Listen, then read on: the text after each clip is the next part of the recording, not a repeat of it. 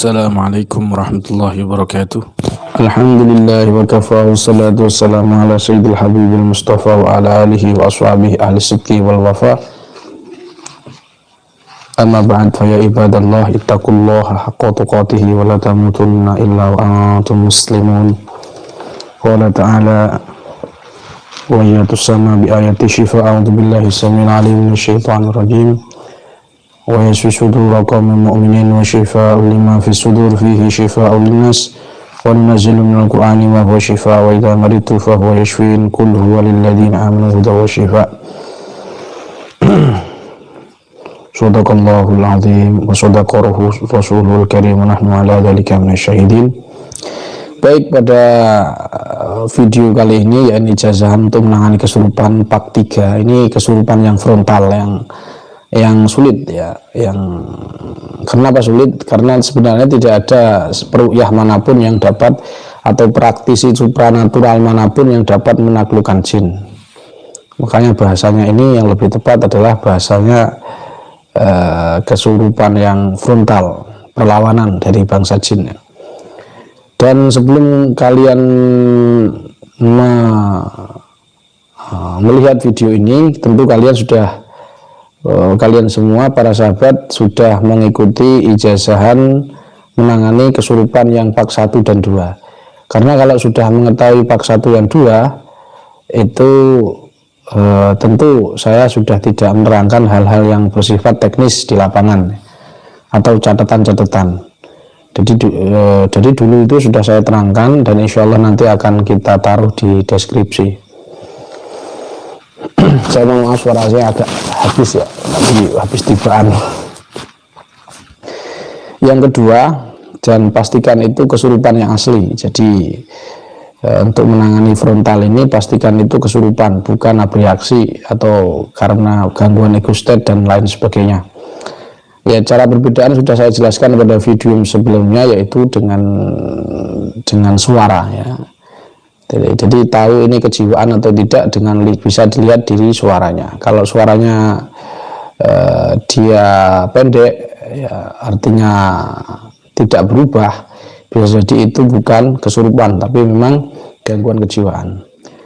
Yang kedua, adanya keluarnya lendir dari keluar sesuatu di mata dan di lendir di hidung. Karena kalau orang abreaksi dan seterusnya tidak akan bisa keluar lendir. Tapi kalau kesurupan jin asli, karena dia itu di otak kecil sini, maka menimbulkan, dan dia biasanya masuk ke khaisum sebagaimana hadis, idza staiqadha ahadukum min manamihi fatawaddu'a falyastahsin sarasan fa inna syaitan yabitu ala khaisum.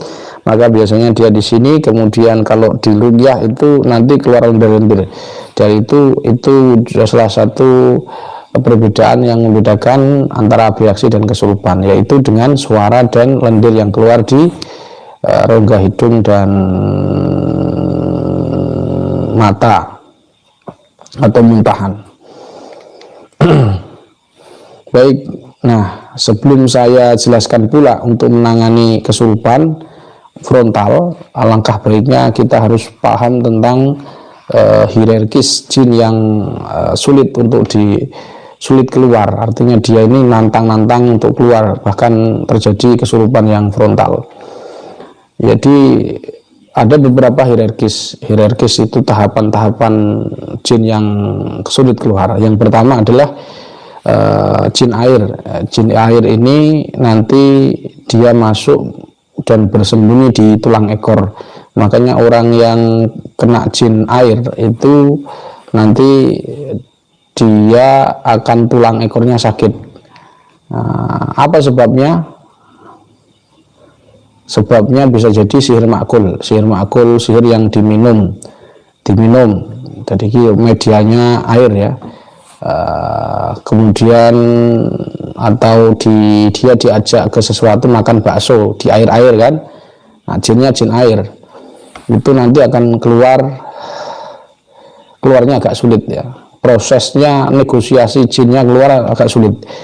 Yang selanjutnya adalah jin, contohnya sebabnya lagi adalah seperti riyadhah, orang riyadhah untuk supaya keluar energi supranatural, dia menggunakan energi alam, yaitu jin-jin di sekitar yang nempel-nempel di pohon-pohon, kemudian ditarik ke tubuhnya dengan cara rendaman. Nah, kalau dengan cara rendaman, jadi rendam di kolam dan seterusnya, mandi malam-malam, itu nanti jinnya juga masuk melalui tulang ekor. Itu kebanyakan yang terjadi di kita, maksudnya di pasien kita ya. Dan alhamdulillah semuanya mayoritas sembuh. Jadi yang pertama jin air. Nah, ciri yang masuk ini jin air atau tidak itu ada beberapa ciri. Yang pertama, matanya akan terbuka. Jadi misalkan ya, kamu ketemu nih blorong yang masuk, atau ini Roro Kidul lah, yang ngaku saja sih sebenarnya. Maka dia yang masukin, tapi jenisnya jin air, jin laut. Maka nanti kalau dia masuk, maka matanya akan dibuka. Jadi buka seperti ini biasa. Dan matanya pun tidak kaku. Beda dengan jin-jin yang hierarkinya agak rendah seperti kuntilanak, genderuwo, banaspati. Itu jin-jin yang agak lemah ya menurut saya. Itu nanti kalau nyerupi orang, dia matanya kaku begini. Itu kalau masih kaku itu jangan khawatir, itu jin-jin, katakanlah bahasa kita lebih mudah, bahasa jin tingkat RT begitu aja ya. Jin tingkat RT seperti itu, tetap kita tidak boleh menghina jin ya, tetapi kita harus tahu hierarkisnya. Kalau matanya masih pejamkan mata atau gini-gini, berarti itu masih jin-jin tingkat RT lah. Kalau sudah buka mata, biasanya itu jin-jin air. Itu hierarkis jin yang pertama. Yang kedua adalah jin yang agak sulit keluar atau frontal, nanti adalah jin nasab. Wa ja'ala bainahu wa bainal jinnati nasaba. Jin nasab ini kenapa frontal? Karena dia tidak mau dikeluarkan, alasannya dia menjaga. Dan biasanya tergantung sukunya ya. Kalau orang Jawa nanti biasanya jin-jinnya berupa macan. Kalau Jawa Barat maung, tapi bahasa saja itu. Nah, dia juga sama, biasanya ya tidak tentu, bukan di tulang ekor, tapi dia sembunyi di area sekitar dada, sukanya dia. Di area dada ini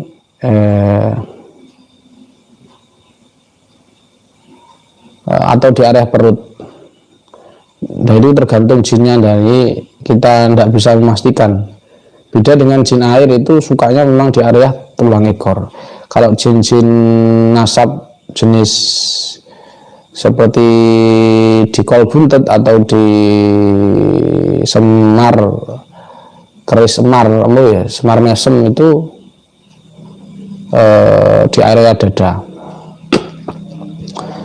Jin ini agak frontal juga kalau ditangani, atau kita perintahkan keluar, nanti dia akan memberi perlawanan kepada kita.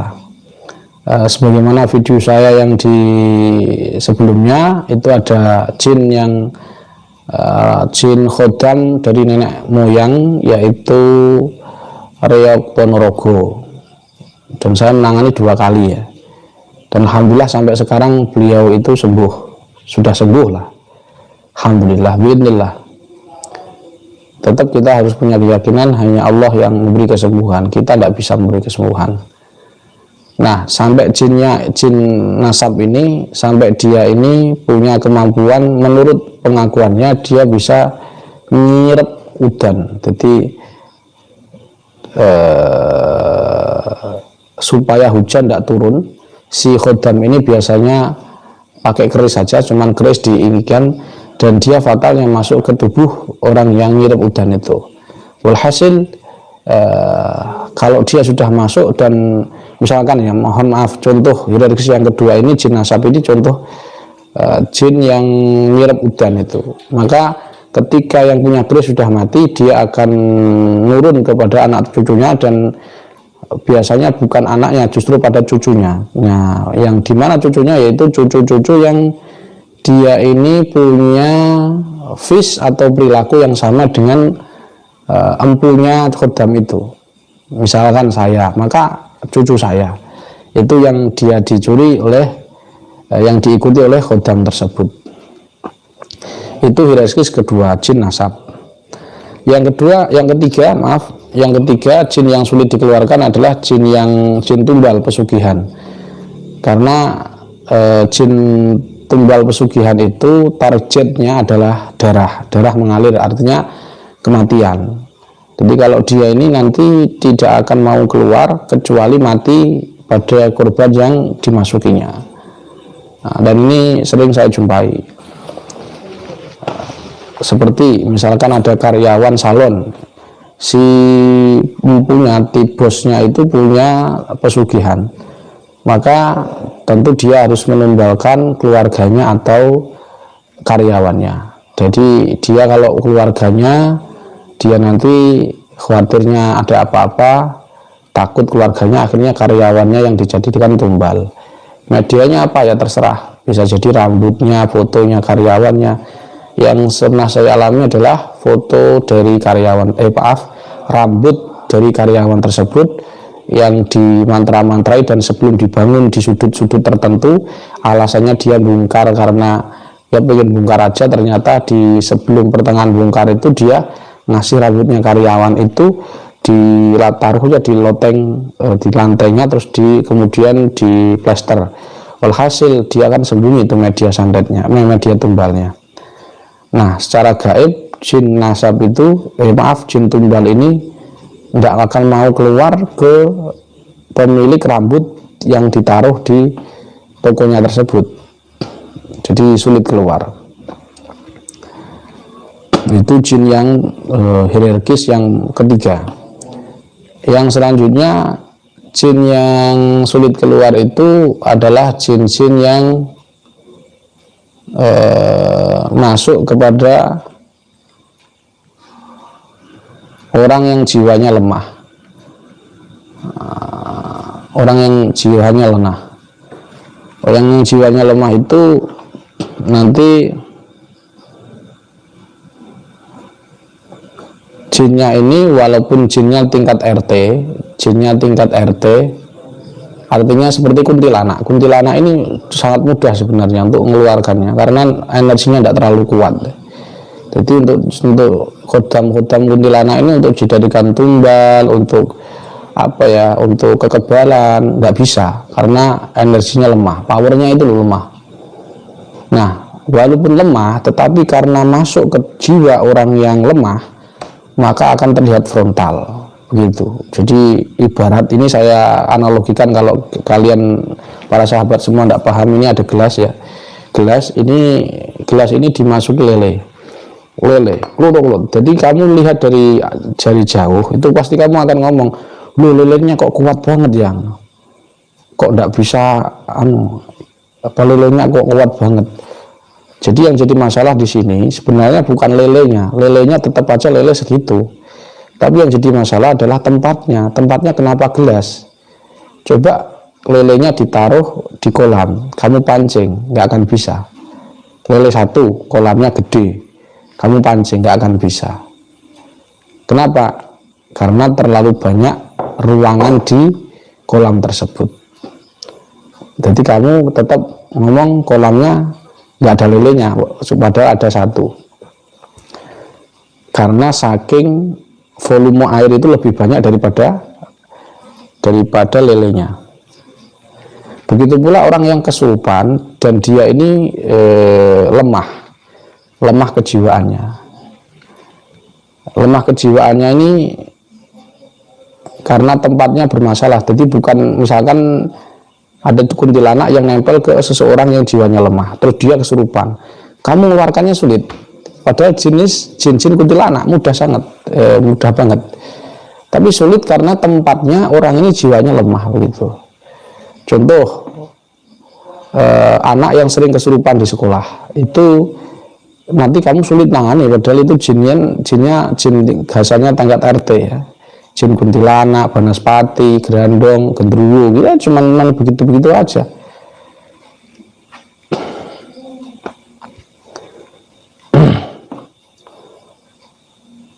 Nah, terus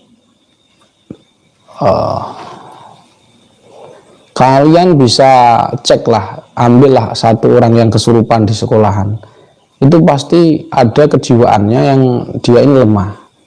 Apa jiwanya lemah? Yaitu kemungkinan dia broken home, rumah tangganya broken home. Yang kedua, kesedihan yang sangat luar biasa intinya. Broken home bisa, broken home, yatim piatu, dan pelecehan seksual. Saya sering nangani orang, bahkan tidak hanya orang luar, peruqyah ya. Peruqyah, dan sekarang aktif ruqyah orang, nangani santet, dan dia ini kalau diruqyah kesurupan juga. Nah, setelah kita selidiki ternyata dia dulu pernah pelecehan seksual seperti itu. Dan perempuan, akhirnya yang keluar walaupun yang masuk itu loh, padahal kuntilanak, jadi mudah. Cuman ya besoknya lagi kesurupan lagi. Kenapa? Karena adanya tempatnya itu loh, itu tidak benar, jiwanya lemah. Maka solusinya adalah tempatnya diperbaiki, imannya diperbaiki, tauhidnya diperbaiki, insya Allah tidak kesurupan lagi. Jadi itu yang keempat, yaitu jin yang masuk ke orangnya yang jiwanya lemah. Contohnya lagi, orang yang jin yang masuk yang sulit dikeluarkan kepada orang yang jiwanya lemah adalah mediator. Orang yang lemah jiwanya. Jadi kalian misalkan supranatural atau apalah istilahnya, membuat seorang atau kalian beruqyah syariah yang menggunakan metode jin chatter atau penangkapan jin. Kalau kita kan di Seran enggak lah, sudah saya hapus. Ya, kalian membuat mediator itu dari orang yang pernah kesurupan. Orang yang pernah kesurupan kalian jadikan mediator. Nanti jangan dikira jinnya keluar. Iya keluar, itu bisa jadi itu keluar sungguhan, bisa jadi dia ini sadar, tapi jinnya tidak keluar. Kenapa pertanyaannya? Karena jiwanya lemah. Jadi mediatornya ini belum bersih dalam konteks misalkan dia menangani kasus santet satu, kami mediumisasi dia, dia sadar tuh, padahal masih ada jinnya. Harusnya nggak ada, bersih. Lah kok ada? Ya karena jiwanya lemah. Jadi sekali lagi, jangan menggunakan mediator. Kalau di Sierra sudah tidak saya bahas lah tata cara mediumisasi dan sebagainya, itu menurut saya sudah lebih baik ditinggalkan. Tidak ada, bagi saya ya hanya main-mainan saja. Dari 100 kasus itu yang sembuh mediumisasi hanya 1 atau sampai 5 lah. Yang lainnya ya kebanyakan sama. Karena sebagaimana hadis Nabi, ketika kita berinteraksi dengan jin itu, apa kata Nabi tentang jin? Sodaqoka wa huwa kadzdzub. Jin itu walaupun dia benar nurut pada kita, sesungguhnya dia ini suka dusta. Jadi nanti kalau kalian menemukan kasus ini kok sulit dikeluarkan, kemungkinan pada ada 4 itu tadi. Saya ulangi, pada 4 itu tadi. Itu yang paling berat. Dan hierarkis, mulai 1 jin air, saya ulangi lagi, jin air yang agak sulit dikeluarkan, nanti frontal juga sama, frontal. Bahkan yang 1 yang jin air itu misalkan ya ketemu kamu Nyi Roro Kidul gitu kan, dia itu kamu bacain apa, dia ngasih surga neraka ya cuman dia senyum-senyum gini, dasar kamu jenggot. Tapi itu memang wajar gitu loh. 1, saya ulangi, jin nasab, jin air. Yang kedua jin nasab, yang ketiga jin tumbal, pesugihan. Yang keempat adalah jin yang masuk di orang yang jiwanya lemah. Itu yang pertama. Baik, itu kira-kira hierarkis jin yang sulit untuk dikenalkan. Baik, itu aja yang perlu saya sampaikan. Subhanakallahumma wa bihamdika asyhadu an la ilaha illa anta astaghfiruka wa atubu ilaik. Assalamualaikum warahmatullahi wabarakatuh.